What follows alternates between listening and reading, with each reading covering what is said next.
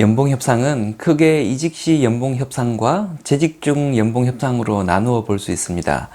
재직 중 연봉 협상은 이직 시 연봉 협상에 비해 노력 대비 성과가 크지 않을 뿐만 아니라 자칫 잘못하면 회사에 불만이 있는 사람으로 비춰지게 할 수도 있습니다. 재직 중에 연봉 협상을 시도하면 회사 입장에서는 일반적으로 어떻게 받아들이게 되는지, 재직 중 연봉 협상이 어떤 위험 요소를 안고 있는지 알아보도록 하겠습니다.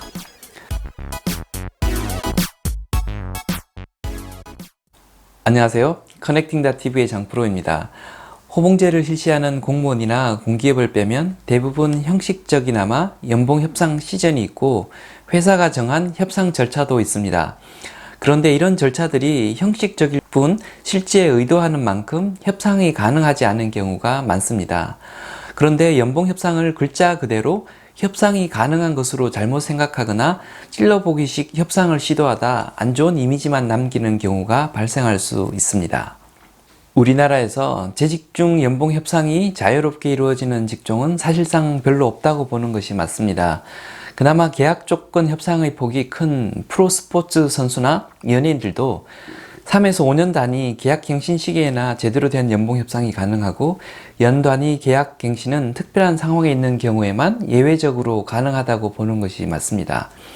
실적제로 성과급을 받는 펀드 매니저들이나 경영 컨설턴트들도 주어진 인센티브 구조 안에서 변동되는 금액을 받을 뿐, 인센티브 스킴 자체를 바꾸려면 이직을 각오해야 할 만큼 협상이 쉽지 않는 경우가 많습니다.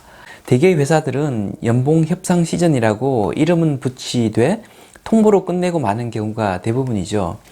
이때 통보되는 연봉은 대개 두 가지 계산 방법이 적용되는데요. 첫째는 개인별 인사 고과를 전년도 기업 실적이나 물가 인상률과 연동시켜 인상률을 결정하는 방식이고요. 다른 하나는 업계 평균 연봉보다 높은지 낮은지를 계산해 인상률을 계산하는 방식입니다. 여기서 두 번째 계산 방법을 잘 알아두실 필요가 있는데요. 규모가 있는 회사들은 경쟁 관계에 있는 회사들의 급여 수준을 파악하고 있는 경우가 많습니다. 경쟁사 평균 급여 수준에 대한 정보를 바탕으로 직급별 급여 상한과 하한을 정해 관리하게 되는데요. 이를 페이밴드라고 합니다. 예를 들어 IBM의 인사팀에서는 오라클, SAP, HP, 마이크로소프트 직원들의 급여 평균값을 조사해 페이밴드를 매년 업데이트합니다. 이런 정보를 확보하기 위해 사적으로 혹은 공식적으로 담당자들 간 교류회를 가지기도 합니다. 여기서 유의할 점은 이직 시 연봉 협상의 폭은 시장 수급 상황에 따라 굉장히 유동적일 수 있지만, 일단 입사를 하게 되면 최초의 베이스라인을 크게 변화시키는 것이 무척 어렵다는 사실입니다. 이런 체제 하에서는 내 급여가 평균값보다 높으면 이후 급여 인상폭이 제약을 받게 됩니다.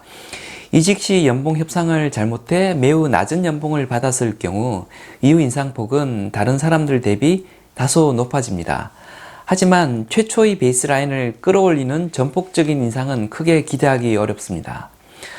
평균 대비 내 연봉 수준이 계속 관리되는 이런 구조 하에서는 연봉이 업계 평균이나 퍼포먼스 대비 현격히 낮을 경우 재직 중에 연봉 인상을 강하게 요구한다면 내 요구가 어느 정도 받아들여질 가능성이 있을 수 있습니다.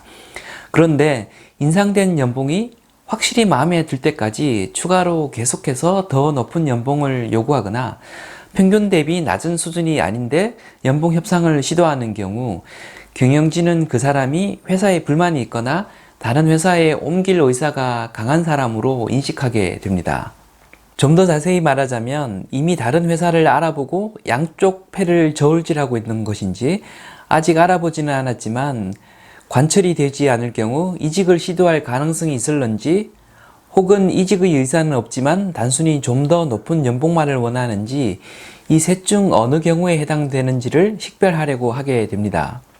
회사마다 다르겠지만 이직을 각오한 협상 시도가 아니라고 하더라도 매년 빈번하게 연봉 협상을 시도하게 되면 빨간불이 켜지고 대체 인력에 대한 고민을 하게 됩니다.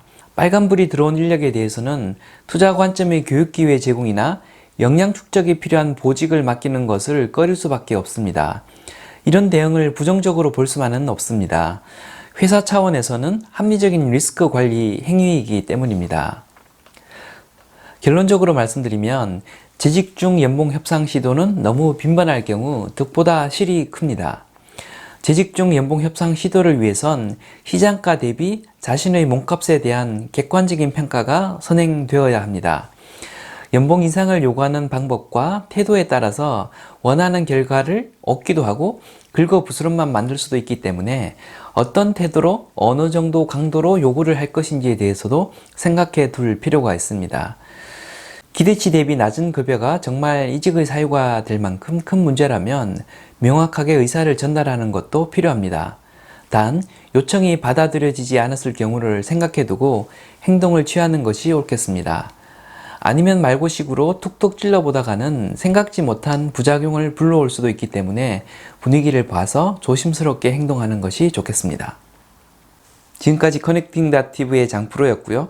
제 의견이 도움이 되셨으면 구독 버튼, 좋아요 버튼 부탁드리겠습니다. 댓글도 큰 도움이 됩니다. 감사합니다.